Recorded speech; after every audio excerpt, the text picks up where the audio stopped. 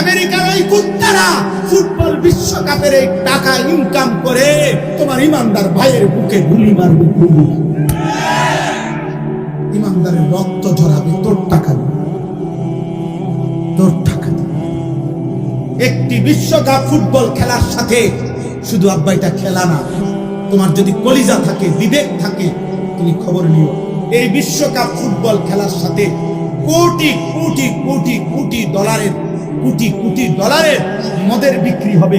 এই খেলার প্রত্যেকটা গ্যালারিতে অজস্র অগণিত মানুষ মদ পান করবে। এর সাথে মদের গভীর সম্পর্ক।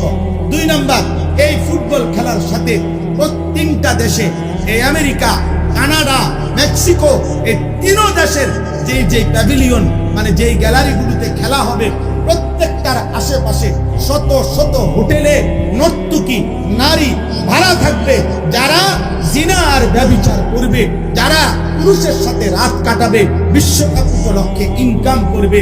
ওই ইনকামের ট্যাক্স ওই দেশগুলো উপার্জন করবে। তার মানে এর সাথে নারীর বেশ্যাবৃত্তি, অসভ্যতা, জিনা আর ব্যভিচারের সম্পৃক্ততা আছে। 3 নম্বরে, এই ফুটবল বিশ্বকাপের সাথে কোটি কোটি টাকার অনলাইনে জুয়া, অনলাইনে খেলোয়াড়ের নাম ধইরা, দলের নাম ধইরা জুয়া খেলা হবে। এই জুয়া খেলাতেও সারা পৃথিবী জুড়বে। তাহলে একটি খেলার সাথে খেলাধুলা, এটাও তামাশা। 3 দেশে 3টা বিশ্বকাপ উপলক্ষে উদ্বোধনী অনুষ্ঠান হবে। এই 11 তারিখে অনুষ্ঠানের মধ্যে 3 দেশের উদ্বোধনী অনুষ্ঠানে খেলা হইল ফুটবল, অথচ নাচবে অর্ধ উলঙ্গ নর্তকী, উদ্দাম নাচবে। নাচের সাথে খেলার কি সম্পর্ক আব্বা? ফুটবলের সাথে নর্তকীর দেহের কি সম্পর্ক? বলো না আব্বা। তুমি কি লজ্জা শরমের শেষ অংশটাও ভুলে গেছো? তোমার মায়ের রক্ত ভুলে গেছো? 2 বছরের মায়ের দুধ ভুলে গেছো? তুমি বুঝো না? এটা তো শুধু খেলা না, এর সাথে জুয়া আছে। এটা তো শুধু খেলা না, এর সাথে মদের বোতল আছে। এটা তো শুধু খেলা না, এর সাথে নারীর নাচ আছে। তুমি দেখো, তুমি দেখো। আজকে তোমরা আজকে খুঁজে নাও, আজকে দেখো। এই প্রথম এই বছর 2026 বিশ্বকাপ ফুটবলে ব্রাজিল সম্পূর্ণভাবে তাদের জার্সি বদলায় ফেলছে। গত পর্যন্ত তাদের 1950 সাল থেকে 2026 সাল পর্যন্ত তাদের যে হলুদ জার্সি ছিল, এই হলুদ জার্সি তারা বদলাইয়া নতুন শেডের জার্সি আনছে। সারা পৃথিবীর অনলাইনে আজকে খবরে আসছে, সারা বিশ্ব আন্তর্জাতিক ভাবে, যে ব্রাজিলের ওই জার্সি, নতুন জার্সি যেটা গেঞ্জি আর কি গায়ে দেয়, ওইটার মধ্যে শয়তানের প্রতিকৃতি, শয়তানের আকৃতি, মুখোশ এটার ভিতরে ছাপানো আছে। আমরা আমাদের দেশে থাকি না, আমরা তোমাদের সচেতন করার জন্য খবর রাখি। আমরা মঙ্গল গ্রহে থাকি না, প্রতিদিন খোঁজ খবর রাখি। বুঝো নাই আব্বা?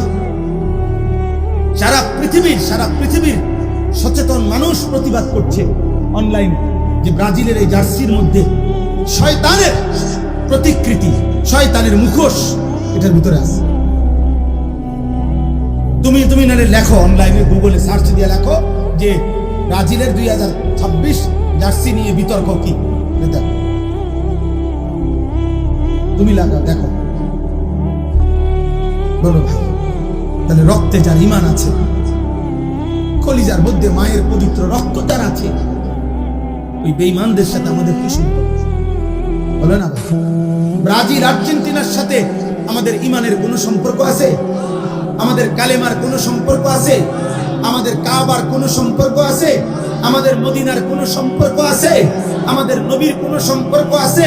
আমাদের সাহাবায়ে কেরামের কোনো সম্পর্ক আছে? আমাদের আউলিয়াদের কোনো সম্পর্ক আছে? আমাদের আল্লাহর কোরআনের কোনো সম্পর্ক আছে?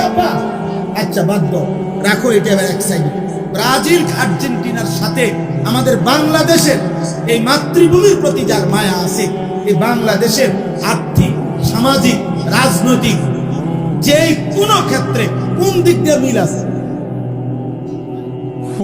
বলো না ভাই, একটা বিবেকবান বলো।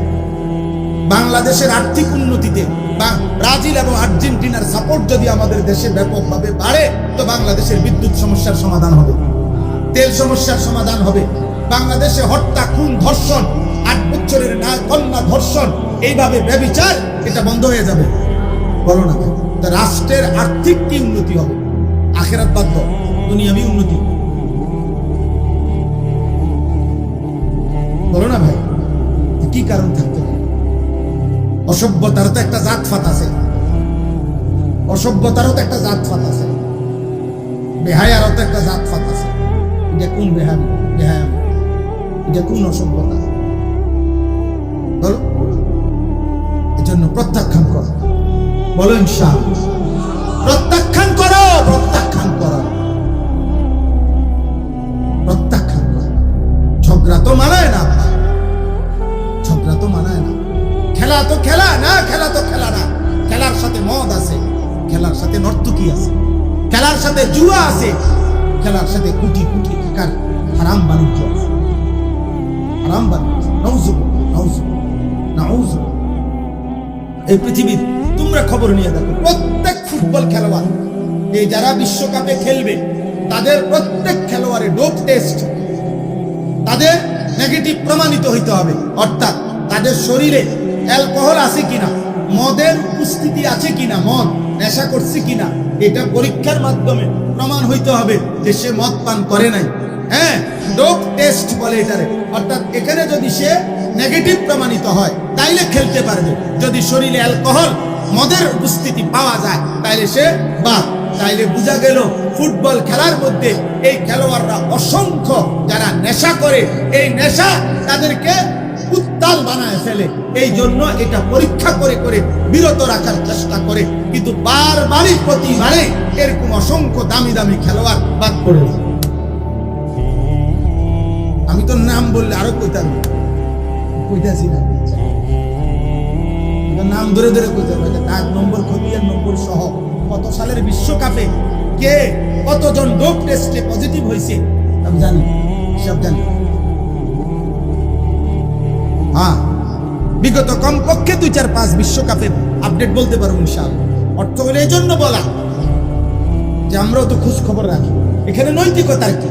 তোমরা আবার শেষ কথা হলো আমার ভাই, তোমরা কমপক্ষে সব বাদ দাও, আমরা মোল্লা মৌলবীর কথা বাদ দাও, যারা আয়োজন করছে ওনাদের কাছে গুগলে সার্চ করে, এই যে ফিফা আন্তর্জাতিক যে ফুটবল ফেডারেশন, যেটা যারা আয়োজক, তাদের কাছ থেকে জানতে চাও যে আপনারা বলেন গোটা পৃথিবীর কি উন্নতির জন্য আপনারা এই খেলার আয়োজনটা করছেন, এটা ওনারা কর।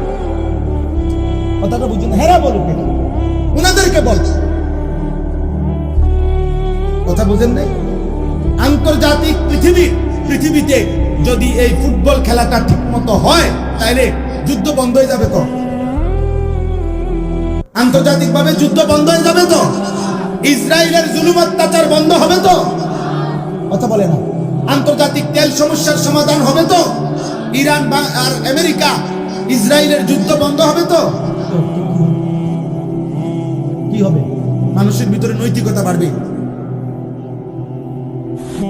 বলো ভাই, তাহলে না আন্তর্জাতিক কোনো ফায়দা আছে, না আমার রাষ্ট্রীয় কোনো ফায়দা আছে, না আমার ধর্মের কোনো ফায়দা আছে। এখানে আছেটা আছেটা শুধুই হারামটা আছে, শুধুই হারামটা আছে, শুধু আখিরাতের বরবাদটা আছে, শুধু জাহান্নামটা আছে, শুধু আগুন আছে, আগুন, শুধু আগুনটা আছে। এই জন্য চলো শেষ কথা, যার বিবেকে কুলা নিয়ত করো এমন খেলা আমরা দেখবো না। বলো না ভাই ইনশাআল্লাহ, বলো না ইনশাআল্লাহ। খেলা প্রত্যাখ্যান। সর্বশেষ কথা হলো, কোনো অসুবিধা নাই, অনেকেই হয়তো মনে মনে বসে থাকেন, না হুজুর আমনে না, আপনার আব্বাও যদি কবর থেকে আসে আমি ফিরবো না, আমি দেখবো, অসুবিধা নাই। তোমার মতো নাফরমানের জন্য পৃথিবী আটকাবে না, কারো জন্যই পৃথিবী আটকায় না। যেদিন আব্দুল কাদের জিলানী বড় পীর রহমতুল্লাহ আলাইহি উনি যেদিন ইন্তেকাল করছে সেদিনও সূর্য ডুবছে, যেদিন ফেরাউন মরছে সেদিনও সূর্য ডুবছে। কথা বলে না, সময় কারো জন্য থামে না।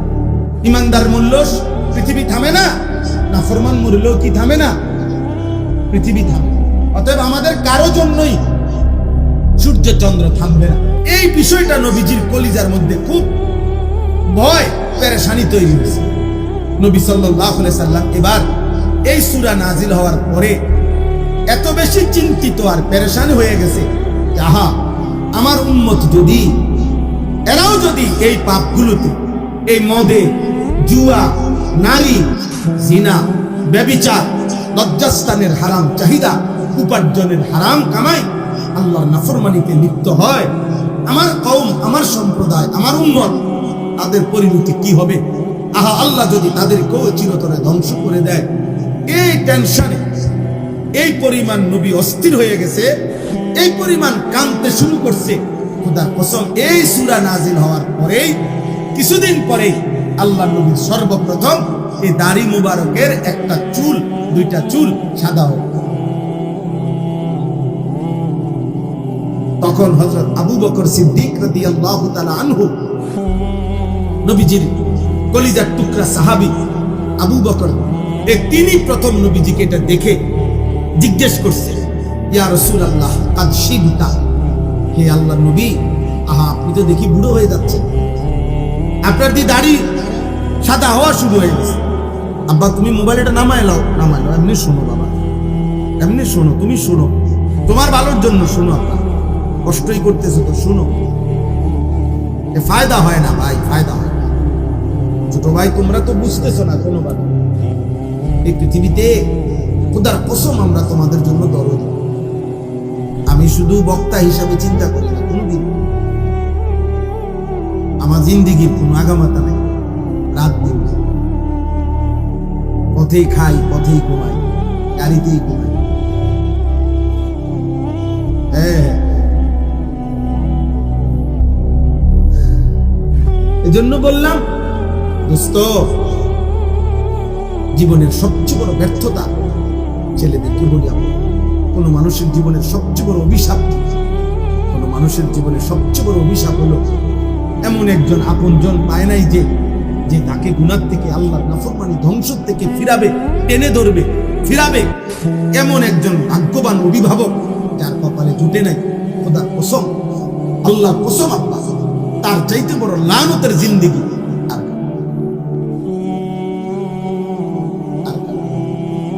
শুধু খাইতেছো, ঘুমাইতেছো, পেশাব করতেছো, পায়খানা করতেছো,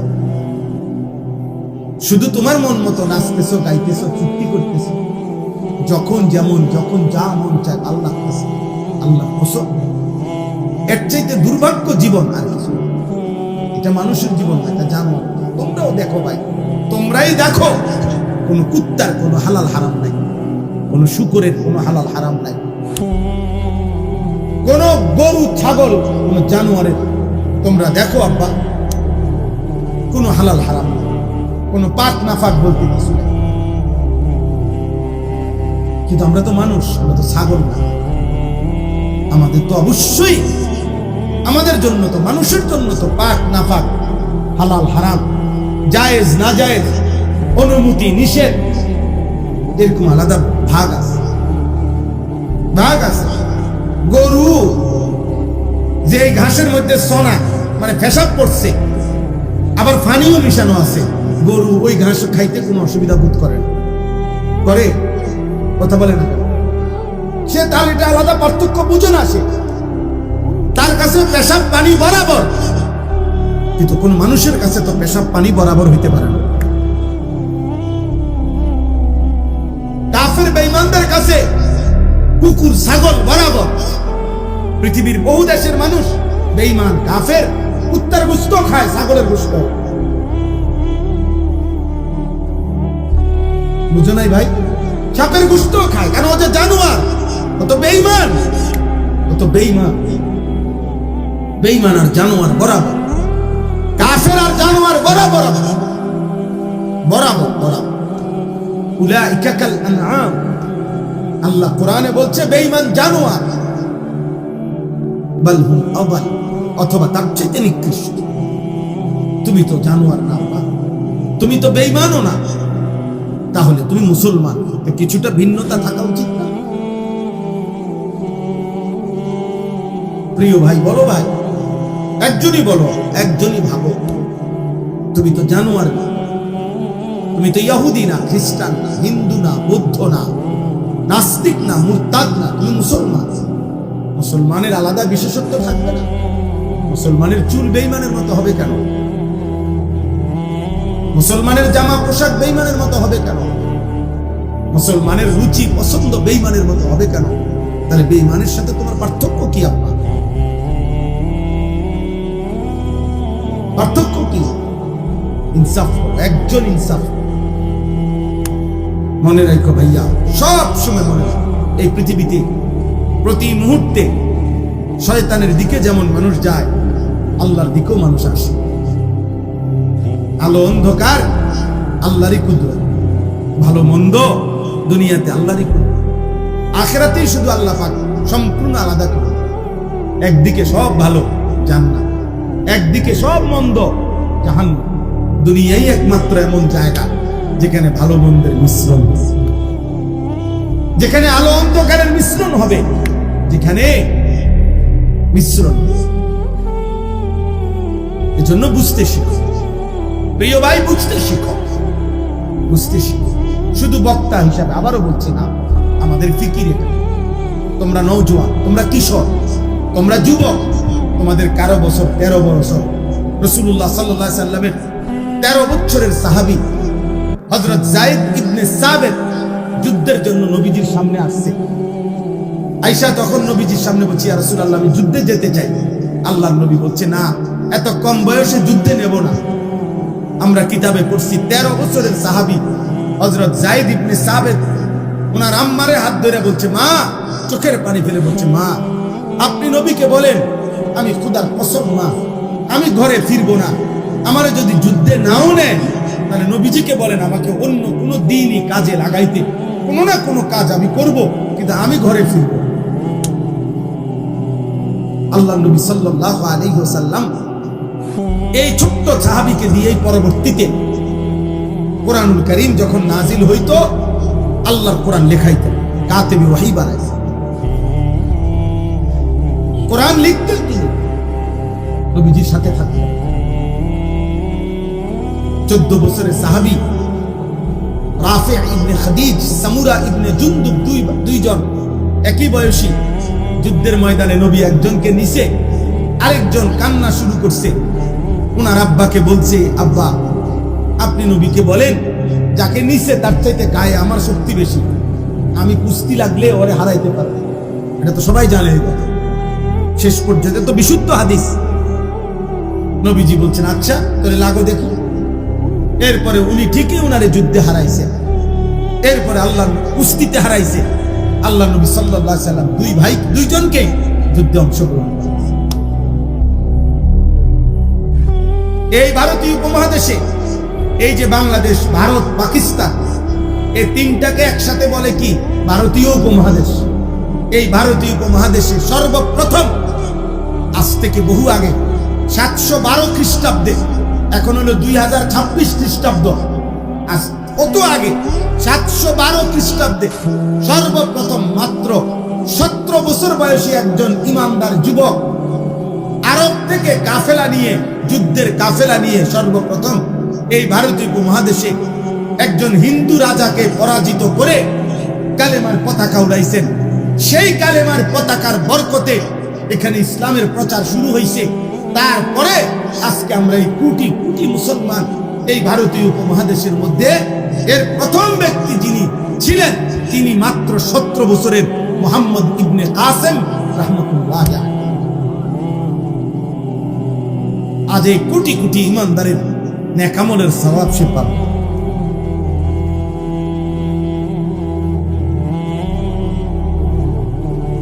এই আমাদের ইতিহাস বাবা, এমন সুন্দর জীবন আল্লাহ তোমাকে মুসলমানের ঘরে দিয়েছিলেন, কেন নষ্ট করে দিল? কেন নষ্ট করে দিল? তোমরা শুনো, প্রয়োজনে নিজে পড়ে দেখো। এই পৃথিবীতে প্রত্যেক জাতি, ফেরাউন কেন ধ্বংস হয়েছে? গুনার কারণ। নমরুদ কেন ধ্বংস হয়েছে? আব্বা, গুনার কারণ। কারুন কেন ধ্বংস হয়েছে? গুনার কারণ। হামান কেন ধ্বংস হয়েছে? গুনার কারণ। সাদ্দাত কেন ধ্বংস হয়েছে? গুনার কারণ। আব্রাহা কেন ধ্বংস হয়েছে? গুনার কারণ। ইবলিস কেন বরবাদ হয়েছে? গুনার কারণ। নূহ আলাইহিস সালামের জাতি ডুবাইয়ে ফেলছে আল্লাহ কেন? গুনার কারণ। গুনার কারণ। পাপের কারণে।